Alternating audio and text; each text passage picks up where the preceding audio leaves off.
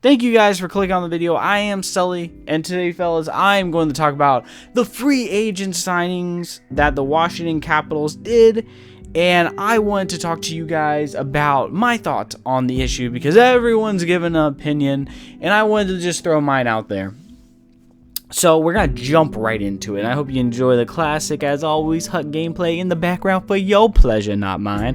But let's jump into this commentary. So first, Peter's great signing. It just solidifies Holtby as the number one. And I really do think Holtby has needed that for the longest time.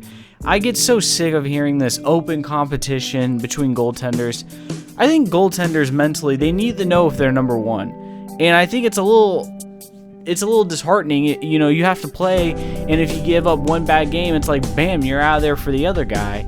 And I think it's nice for the Capitals just to give that affirmation to Holtby and say, hey, you're the number one, thick and thin this year, you're the top guy. And Peters can mature Holtby and help him develop his game as well with the new coaching staff by hiring Mitch Korn. So I think it's a great signing there. Miskinen, great signing just because he could have got more money elsewhere, but I think the coaching, they brought in a former Penguins coach, and I think landing Orpik definitely helped that. But Miskinen, I don't mind that signing because he could have gotten more money on the open market, but he chose Washington. So everyone's coming down on Orpik. That they see that signing and it's like, oh my gosh, it's like maggots to hot donkey dong. I mean, I don't know what it is, but people see that signing and, you know, they automatically say, oh, we have enough money to sign, you know, Orpik, but we don't have enough money to sign Grabowski, or we can't sign Grabowski. Like, how does that make sense?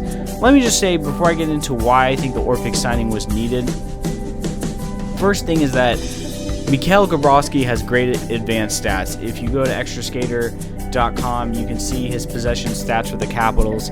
In his Corsi rel, he was positive. I mean, possession stats, that's where he excelled, and he helped the Capitals in that regard. But let me just sort of say that his productive advanced stats does not equal 5 mil in my opinion. I'd be willing to give him 4 to 4.5, but when you start creeping up in that 5 mil range, you know, they already have Brooks Like for 4.5. You know, and that's sort of my thing is, Brooks Like, it is now time for you to play second line center. You know, that I would throw him in there.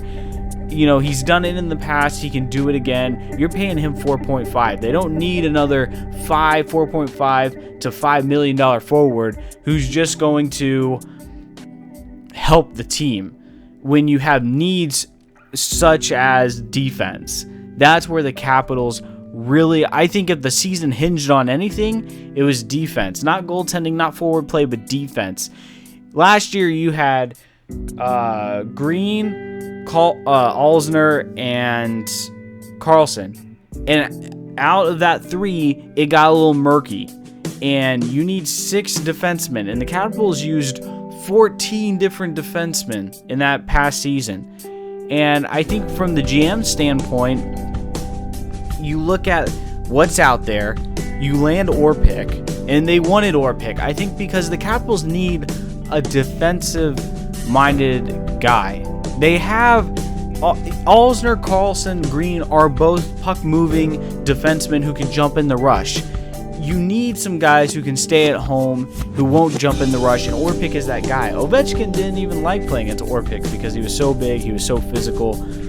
And I think, does that then mean that he's worth 5 mil? Or 5.5 mil, I should say? No, that doesn't. According to Cap Geek, right now he goes for a whopping 5.5. Orpik is signed for 5.5. So, is he worth that? Is that leadership and all that stuff worth 5.5? I don't know. The Capitals say yes. But the reason why I think there's hope in years past when they signed, you know, like Brooks Like and these other guys, the reason why there's hope to change that is the coaching staff. Trotz, this is the first year the Capitals have had a real head coach who isn't making his debut as a head coach. Going all the way back to, I think, the 07-08 year when Boudreau first got his start. Boudreau wasn't an NHL head coach before he got that start. Dale Hunter wasn't NHL head coach prior to that start, and Adam Oates made his head coaching debut. So they finally have an experienced staff as well. Before it was Calle Johansson, he got his NHL debut as a defensive coach or whatever he did. Kolzig made his debut as a goaltending coach before he developed goaltenders. And so now they finally have experience, and I think that bodes well for the team. And the negativity around the Orpik signing, look, here's the ultimate deal with this. There are a lot worse contracts in the NHL than Orpik. Okay, you had Brad Richards. I think that was pretty bad. They bought him out. You had Danny Heatley, who pretty much was joked about in NHL circles with his contract. And every team is going to have a perceived bad contract, but they can buy out Orpik, and it's not my money. It's not my $1 million. I don't care. I mean, if he's good for 3 years and they buy him out, does it really? I don't know. I'm just like, does it really matter if they sign him? It's not my money. If they start winning, then does it really matter? Now, people may question if he's going to be a top pairing. I don't know. I mean, guys, we're in the summertime, but I do know, I don't think just because there's one perceived bad signing doesn't mean that this upcoming year is going to suck. There should be excitement about this upcoming year if you're a Caps fan. This is arguably their best defense they've assembled in, you can argue, the Ovechkin era. This is their best top six they've ever had on paper going into the year. They finally have Holtby for the first time in his career.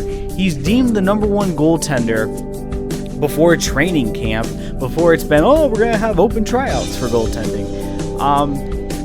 So their only need is a second line center. And if anything has shown in my years of watching the NHL, you can plug in a forward. You can find forwards. It's almost like, you play GM mode. You can plug in a forward and survive. But if you fall off with your defensive top six, you will be exposed. And the Capitals are beyond just making the playoffs. And fans, the bandwagon fans in DC are finally starting to wake up to that. They realize that it's no longer the Ovechkin dog and pony show where they make the playoffs. They're getting tired of that. And the goal is not playoffs anymore. And you need to be 6 deep, 6 quality D-men in the playoffs. That's what you need to have. And the Capitals have that with Orlov coming up. Bowie, is also coming up. He looks great in development camp. And Bowie's going to be playing great. I think that for Caps fans to automatically write off Orpik signing and condemn the GM, I think it's a little bit unfair. And we'll see. That's the great thing about sports, man.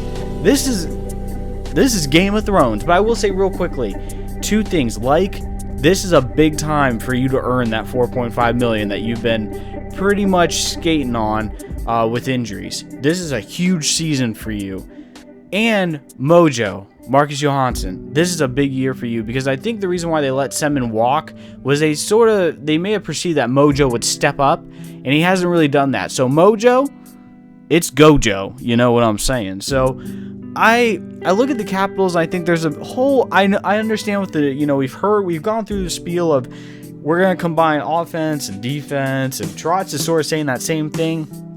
But you can look at Nashville, and you can at least believe in Trotz, I think, more so than Oates. Oates was shooting blanks, but we've seen Trotz's, he is so respected in the NHL community.